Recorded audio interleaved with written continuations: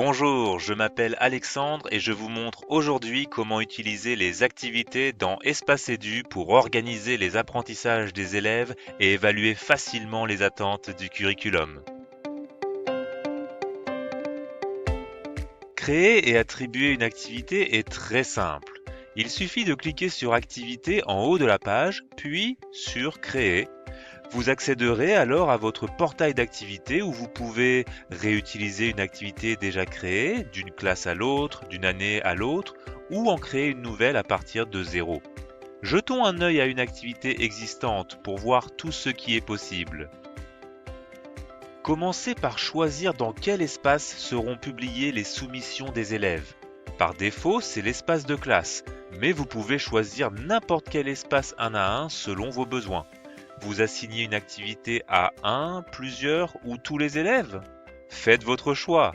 Parfait pour la différenciation pédagogique. Remplissez ensuite le formulaire de l'activité. Un titre et une description, une mise en forme riche du texte, jusqu'à 10 fichiers multimédia, vous pouvez y joindre une grille d'évaluation, un exemple de travail, une date de début et de fin, ou laisser l'activité ouverte pour une évaluation continue, des étiquettes d'apprentissage pour soutenir une planification à rebours et simplifier l'évaluation.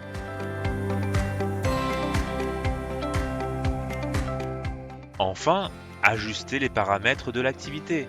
Permettre ou non aux élèves de retirer leur soumission pour la modifier. Choisir si l'activité doit se synchroniser avec le journal de progression, votre carnet de notes basé sur les compétences. Ce qui est évalué ici le sera aussi dans le journal. Pas besoin de double saisie. Une fois l'activité créée et assignée, les élèves peuvent commencer à soumettre leur travail.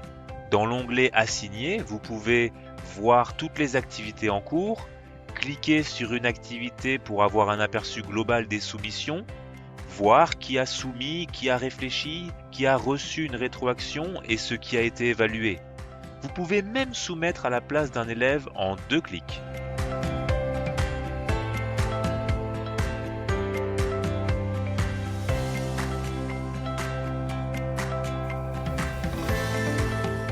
Cliquez sur la soumission d'un élève pour consulter le travail dans le panneau de gauche, évaluer à l'aide des étiquettes dans le panneau de droite, laisser une rétroaction formative, cliquez sur Modifier pour ajuster les étiquettes ou la rétroaction, verrouiller, déverrouiller ou demander une nouvelle soumission pour favoriser un processus d'apprentissage souple et réactif.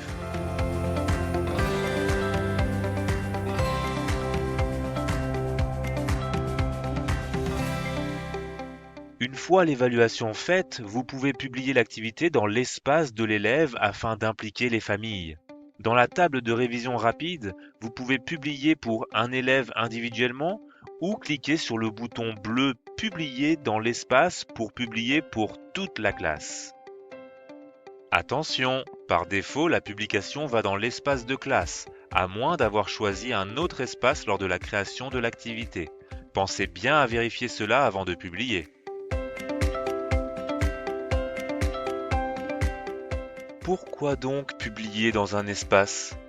Eh bien, si vous ne le faites pas, vos évaluations, rétroactions et niveaux de compétences ne seront pas visibles pour les élèves ni leurs familles. Publier est une étape essentielle pour célébrer, réfléchir et rendre l'apprentissage visible. Chaque publication créée via une activité peut se synchroniser automatiquement avec le journal de progression pour évaluer directement les productions selon les attentes d'apprentissage et le rapport de compétences pour une vue claire des progrès individuels et de la classe. Vous voulez en savoir plus? Nous avons une vidéo dédiée à ces deux fonctionnalités.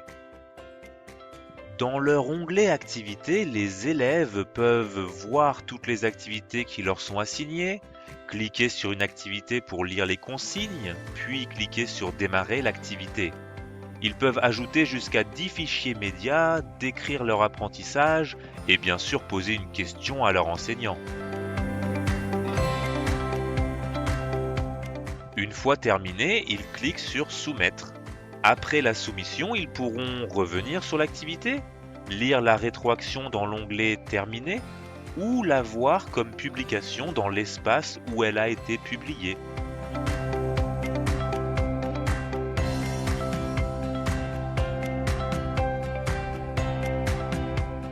Voilà votre aperçu des activités dans Espace Édu.